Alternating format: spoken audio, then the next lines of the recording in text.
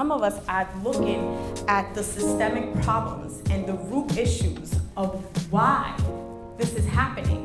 What's perpetuating injustices that really impact the results of our students, particularly our students who are underserved and marginalized. How can we put ourselves in places of power so that we're making the decisions, or we're thinking from an equity lens? We created EduLeaders with the purpose and intent of creating and fostering and cultivating spaces where education leaders of color could come together to be who they are, to celebrate their identities, and also as a support group and a networking group. It's not about just us, it's about us as a community, all of us. Go and get that degree. It's essential for you to get that degree, but do that being armed with the power of your community. The analogy I often think about is, you have two houses side by side.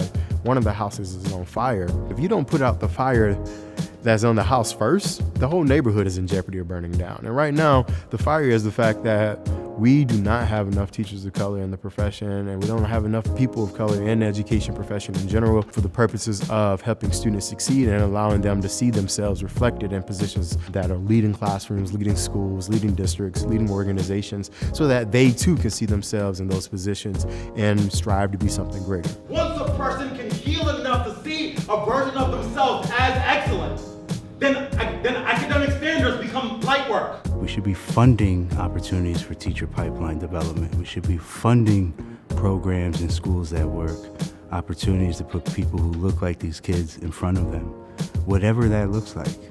We have to align it with the corresponding systems that feed into this, which include housing, which include education, teacher education, access to higher education, financial aid.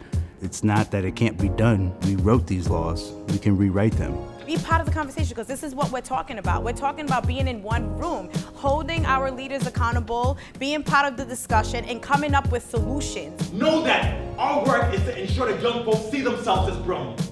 But most importantly, our work is to be able to see ourselves as brilliant first. If your dopeness, your hoodness, your ratchetness is your vibranium, what kind of educator are you going to be?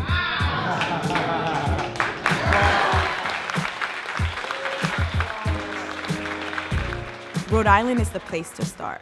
We could be an example for the rest of the country on how to tackle inequities, on how to diversify our teacher pipeline, on how to make sure that we are being cognizant of different diverse backgrounds in different spaces, that we do bring the voices of all at the table when we're making decisions, that we do empower our youth, our students in the school, of their identities, that we can create a teacher pipeline by making sure that our teachers are well equipped with teaching strategies that are culturally responsive, that empower students that might not look like the teachers, that we eliminate biases in those school spaces.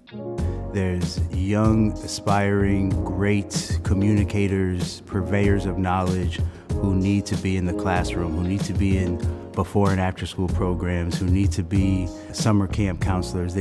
Young people need to interact with folks like that. EduLeaders of Color has the space by which you want to be a fly in the wall to know what's really going on the front lines.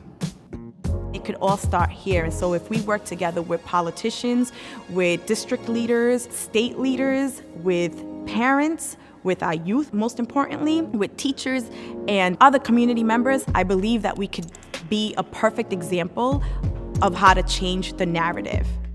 You don't necessarily have to look like me to help my community if your support is genuine and authentic. Where this can go from here is profound, is exciting, and so the possibilities are really endless.